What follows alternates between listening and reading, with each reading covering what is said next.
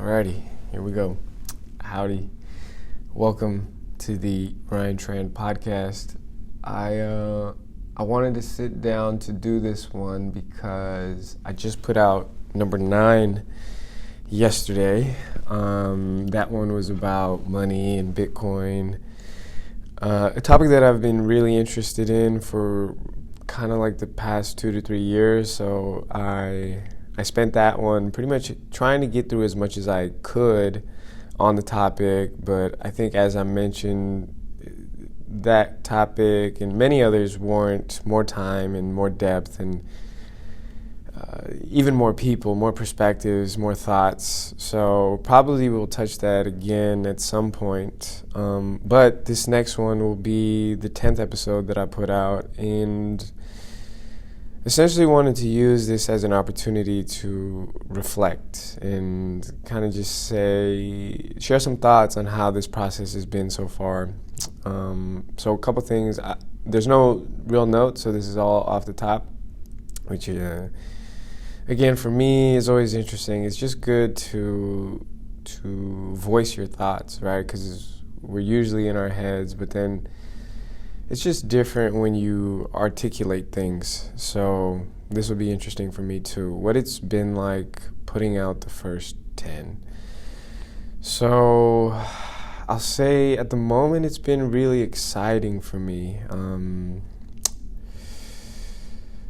A big thing that I've focused on in my life for the past year, 2 years, 3 years even, is just been doing things that are hard and doing things that are scary, that make me feel nervous, that give me a little bit of hesitancy, a little bit of anxiety. So to do this, all of those feelings have come up, but I've kind of, I've gotten used to it essentially, and I kind of look forward to making the announcement of the most recent podcast. I like putting it out there. It's like a muscle that I've built up essentially, and I still get nervous. I still feel a little bit of hesitancy, still feel a little bit of angst, but again, I kind of look forward to it, and that's been kind of cool. I'm getting over what is so-and-so going to think about it? What are the people going to think about it, right? Like, it's not even, I still think about it, but it doesn't weigh as heavy as it would have before. And I'm more comfortable putting things out there. I'm more comfortable shooting the shot and, not paying attention to it essentially. And that's really interesting thing about this whole thing. Even though I am making this public, even though I am sharing it with people, in my head, it's almost like I'm doing this thing for myself, right? Like, part of this is for myself. I'm trying to voice thoughts. I'm trying to explore ideas.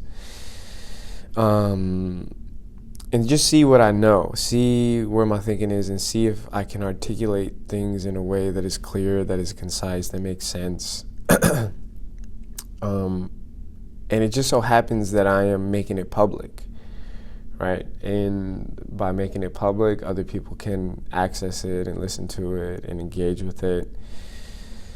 But really, for the most part, I try to think about it like, hey, I'm doing this thing for myself, mostly. Obviously, I am trying to engage with other people, so there's that element too, but I'm doing it for myself. I'm pressing record. I'm, putting the audio together, and the last step is just that, hey, I'm making this publicly available. I try not to make too big of a deal of it. It's not the main piece. So that's kind of been an interesting way of looking at it too. It's like, I'm just doing this, and I just so happen to share it, and it just so happens to be accessible. So that's kind of helped me take some of the pressure off and not think about it so much. So there's that part of it. What else? I think it's also been interesting to see the responses that I've gotten. Like, a lot of different people that I've come across in my life have reached out to express all kinds of things like support, mutual interests, right? So I've been able to engage with people that are looking at the same things, are interested in similar topics. So that's been really cool. And people that are just encouraging for the most part. Now, it's not that many, but that's okay. That's okay. I think I mentioned this before, but I think most people are pretty reluctant to reach out. And then you've got like an element that people just don't. They may see what you're doing, but they're living their own lives. They're doing their own things, and fair enough, right? Like we all got our own things to do. So, anyways, it's been cool to see the different people that have responded and reached out. And for me personally, it's been cool to just slowly chip away at it. It's been hard to actually sit down and expand on these topics. Like, it's not an easy task because I am trying to, again, exhaust the knowledge that I have and go deep, but also not too deep where, it's too long or it's out of my depth, right? I am trying to speak on things in a way that I understand and also acknowledge my limitations, right? And see where I'm at, like I've always been mentioning. So it's been a challenging task, but I think it's also been productive at the same time to sit down and really be like, what do you know? How much can you say about this? What do you have to say about this? What's the relevance? And can you speak on it clearly, concisely, without messing up, without using notes? Again, for the most part, this is all off the cuff. And at the very least for now, that's kind of how I want to keep it, because I don't want it to be too scripted, too orchestrated. I want it to feel natural, let's say, organic. But yeah, that's pretty much how it's been doing the first 10. It feels cool. Well, this is number 10. It feels cool. It feels good. It's nice to pull up the YouTube or pull up the Spotify and be able to scroll and see, like, man, already I've touched upon a decent amount of topics. And, there's a little bit of something for everybody. So I am proud of myself. But all that being said, it's only been 10, and for me, the goal is to get to 100. I see that as the first major milestone, and so it's a marathon. It's not a sprint. I'm not trying to. I think for me, the biggest thing with a lot of things that I've taken on in my life recently is about consistency. It's not about doing things once or twice, even 10 times. It's about, can I do this over time? Can I remain consistent with this? And so this is number 10, but we got at least 90 more to go.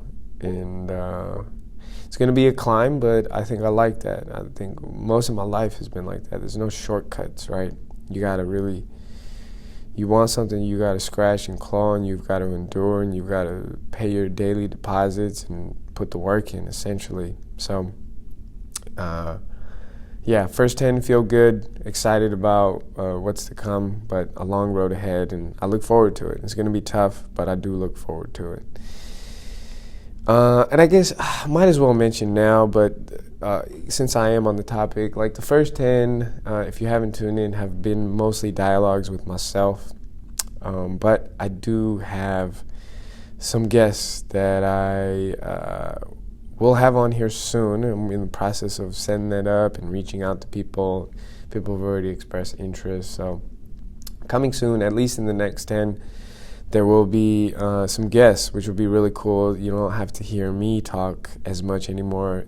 The style that I hope to take on is really to have a friendly conversation and get to know people, right? Like, do a dive on their history, their background, where they come from, what their interests are, the work they do, their perspectives on life, and a whole bunch of other things.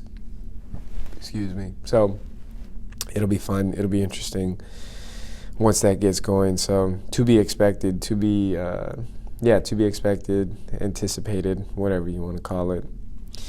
But yeah, that's pretty much it on the first 10. I do have a couple other topics that I want to get into just because they're pretty recent. One of them being losing.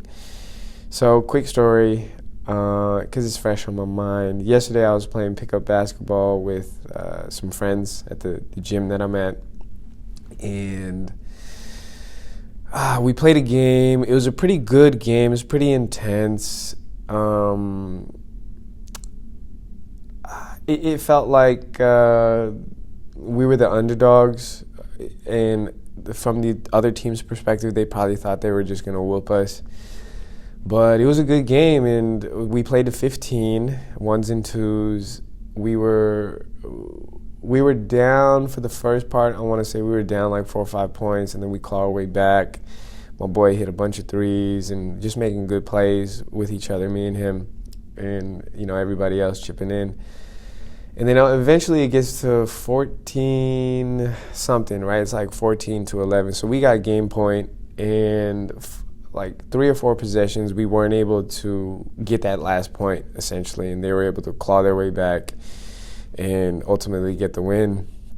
Now, for me, one of those possessions where we didn't end up scoring, I was guarding my guy at the top, and I was able to pick the ball from him, and he tried his very best to hold me back, like literally hold me back from getting the ball, but I was able to like run around him, and I got the ball, had a wide open layup, and I missed it.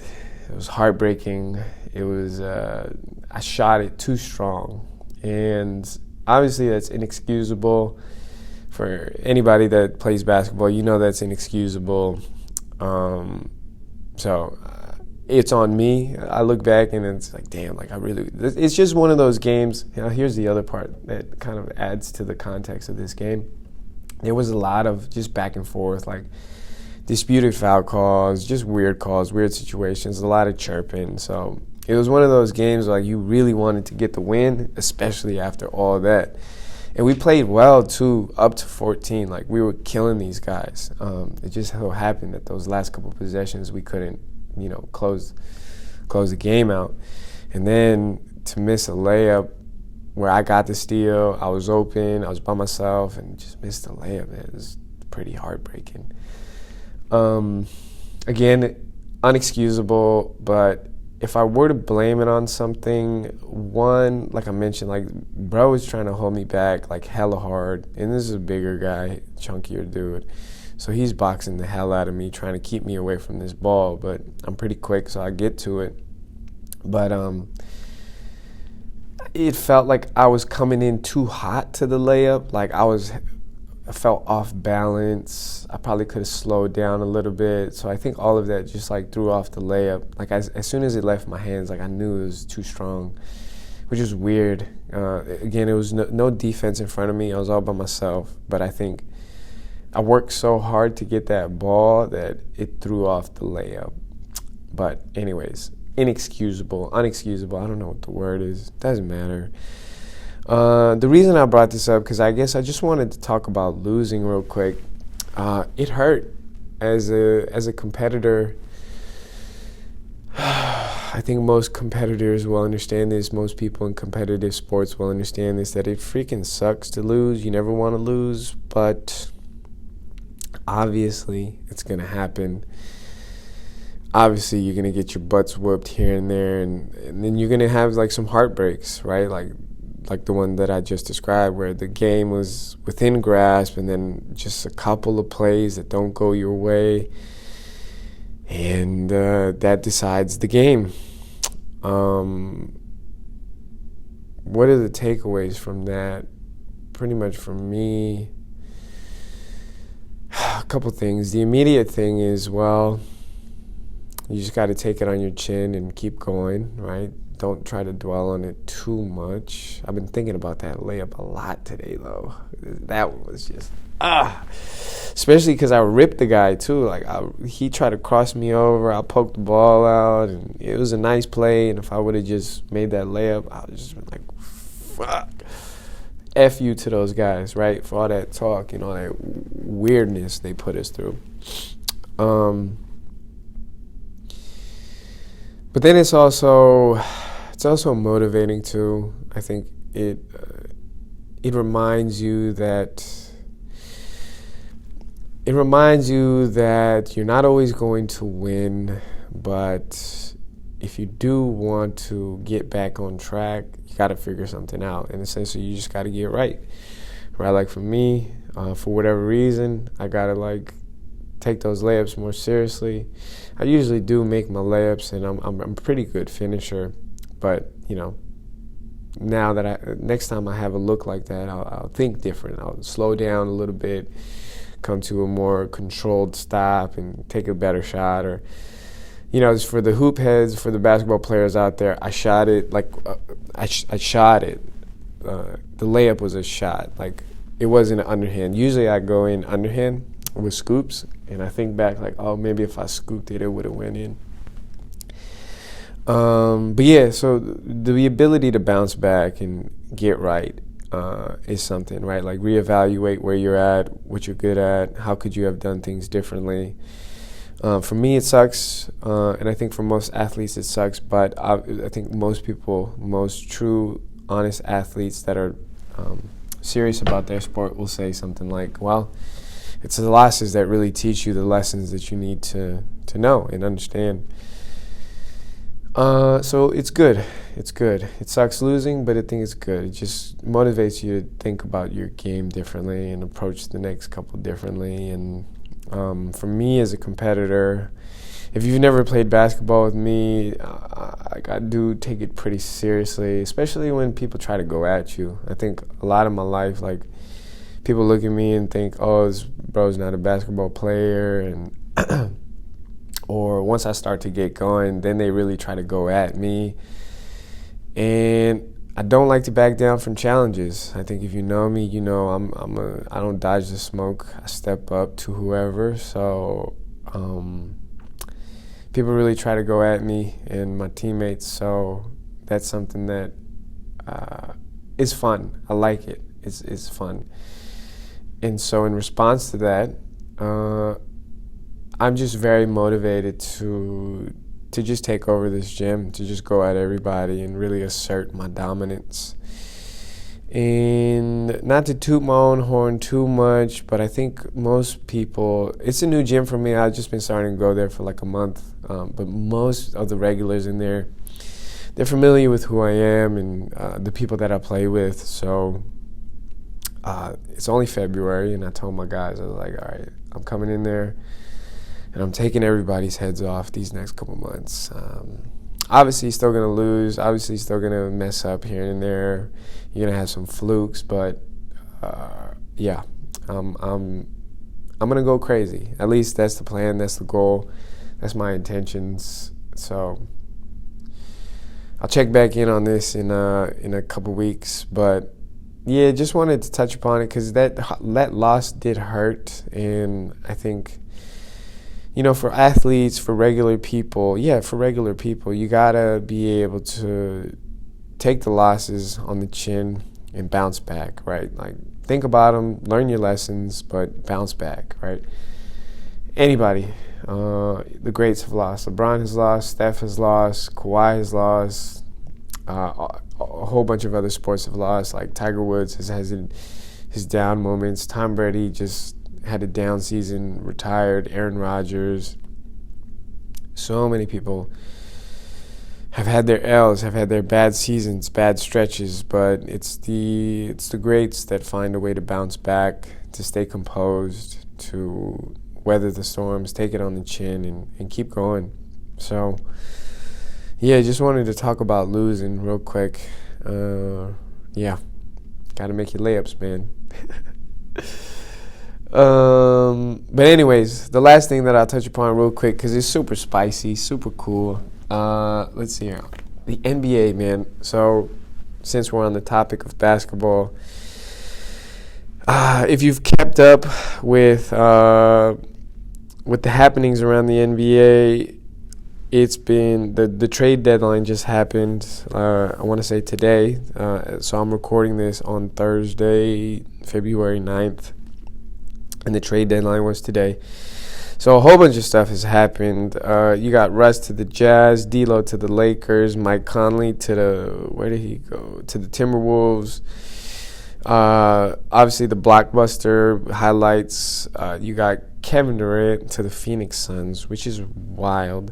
You got Kyrie Irving to the Dallas Mavericks. You got, because I'm a Warriors fan, you got James Wiseman to Detroit. In exchange, you got Gary Payton II back, and then a couple other names that are relevant here I'll just throw out for the hoop heads. You got Eric Gordon, Pat Bev from Mo Bamba.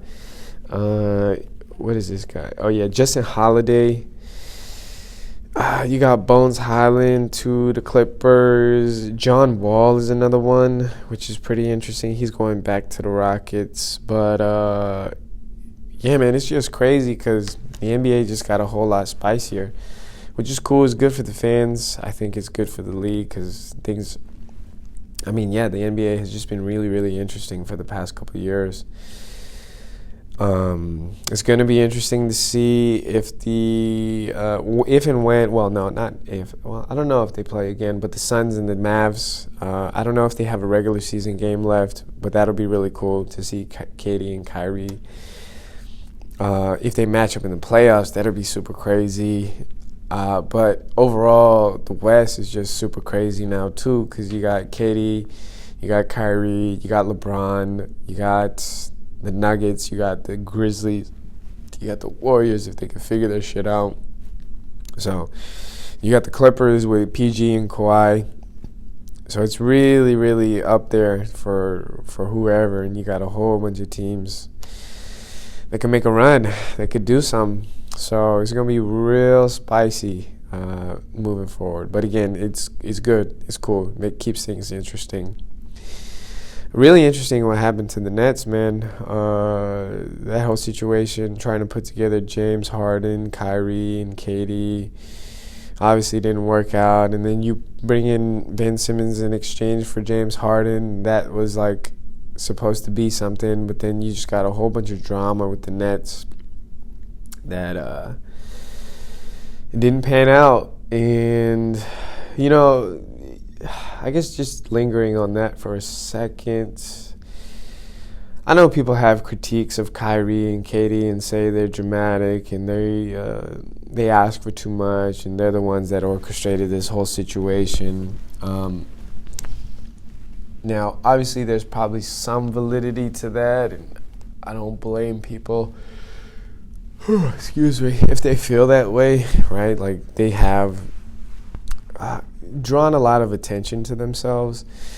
But then I guess for me, I also try to remind myself that there's a lot happening behind the scenes, organization-wise, conversations. Like, Kyrie had a whole situation, again, with the anti-Semitic issue, so I'm sure he felt a little bit wronged by that, and so I think it's important as spectators, as fans, as observers, just to remember that these people are humans at the end of the day, and they too should feel appreciated and welcome and feel like they belong in their workplaces. Now, again, I'm sure there are valid critiques of both of these guys for the attention and the situations that have happened around them.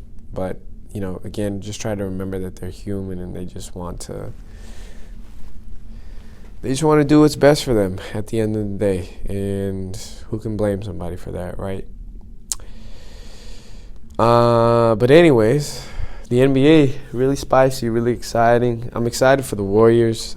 I'm a little sad James Wiseman didn't pan out. I think he could have been nice. I think it's just one of those situations where he wasn't able to figure it out soon enough. It seemed like it was probably hard to mix him in, just given the Warriors' play style. Like, they don't really need a big, like a true big, because that's not their play style. That being said, it would have been nice to mix them in somehow, right? It's just nice to have that threat, a lob threat, somebody that could just go to the post and try to get you a bucket. And then on the flip side, having a rim protector, somebody that can snatch your boards. But again, he's young. He hasn't gotten too much in-game experience at the NBA level, so yeah, it's a little tough that he didn't get to figure it out. But so be it. That's the NBA for you right there. But I'm excited to see GP2 back on the team. It'll be interesting to see how they mix them in, because they do have Dante, they do have Jordan Poole, they do have who else? They got a couple other guards that'll be. It'll be interesting to see how they mix them back in, what their rotations look like. But obviously, he was part of the championship team last year, so it should be good. He's a fan favorite. A lot of people liked him, so it'll be fun to see how that pans out, honestly, and how the entire rest of the NBA season pans out. Last thing I'll quickly mention, LeBron getting the all-time scoring record. Shout out to him, man. Good for him. It's pretty cool. It's a cool moment. Funny enough, I actually hopped out the shower, turned on my laptop, got the stream up just in time, literally to see that shot. Like, literally gets the ball on the elbow, I want to say, does his 2-dribble, step back, caught it all. So that was actually really cool to witness, and not have to like watch it on the highlights or anything like that. But yeah, NBA, man, fun stuff, super exciting. And that's pretty much it for this one. It's a quick one. Just wanted to recap doing the first 10, how it's felt, how I feel. I mean, physically right now, I'm pretty tired, pretty beat. It's been a week. But all that being said, one thing that I will mention, I've been reading, I've been thinking a lot about Albert Camus, and I've been thinking a lot about existentialism and absurdism, and pretty much this idea that life has no inherent meaning. If anything, it's a little bit irrational, and there's a whole bunch of things that we can't explain, and things happen for whatever reason, all right, such as me missing that wide open layup. Like, why did I shoot it so strong? Who knows? Or unfortunate events, or unfortunate suffering, all kinds of things, right? Like, a lot of things can't be explained, and the existentialists and the absurdists believe that it's kind of a futile effort to try to make sense of the world. I mean, we should strive to, right? We should try to better understand it, but then not get too, like, try to pinpoint things, not try to narrow things down too much, right? Because the universe is, it sounds grandiose, but it's true. It's like a lot of things that are just out of our control, that are inexplainable, inexplicable. So be okay with that. And despite that, right, despite whatever your circumstances are, this is what I take away from the existentialists and the absurdists, is that you can assign your own meaning to life, that you can decide to have meaning, that you can make it meaningful and purposeful, despite the absurdity, despite the irrationality of it. And so, yeah, I've been thinking a lot about Camus, Albert Camus. I talked about the myth of Sisyphus with my students yesterday, actually. So I told them the story about Sisyphus and how he got cursed to pushing the rock up the hill for eternity, and how his way of getting back, the interpretation that Albert Camus poses is like, this is a quote, one must imagine Sisyphus happy, right? One must imagine that despite his circumstances, that he has to push up this rock only for it to fall down for eternity, and do it over and over and over again, that he is happy, that he is content with his circumstance, and he's doing it with a smile on his face. So I talked about that story with my students. They found it pretty interesting. I also talked about classical music with them recently, or today actually. Essentially what I had them do is look up a whole bunch of classical artists, right, on YouTube, and listen to these songs, see what you like, and we're going to make a playlist of all of them and listen to it. And then I showed them a clip from the movie Wolfgang, I think it's called, whatever the Mozart movie is. You can find this clip on YouTube too, but it's a pretty funny clip. He walks in, there's a guy trying to play a song that this composer just wrote, and he's playing pretty poorly, and then Mozart comes in as he's listening, and he's like, I don't need the sheet music, I just play it because I got it, like that. And they're all surprised, and then he goes off, and then they're all like, dang, what the heck? This bro is playing like crazy. And the students thought it was pretty interesting. So, that's the last thing that I wanted to bring up, the absurdism, the existentialism. I'm reading, right now, I'm reading The Stranger by Albert Camus, which is interesting. I like stories like that, and it's kind of short, so it should be a pretty easy, quick read. And then after that, I got to get back on the Brothers Karamazov. I'm a little over halfway, but it's like 300-400 more pages, so it is daunting. Excuse me, but I do need to get through that. But anyways, I'll wrap it up here. If you made it this far, if you've been listening, I just want to give you a shout out, whether you've expressed that to me or not. I appreciate it. I hope this is interesting. I hope this is a good way for you to spend your time. I hope there's something that you can take away from it, and that it's a pleasant listening experience, let's say. But anywho, thank you, and hope to see you in the next one.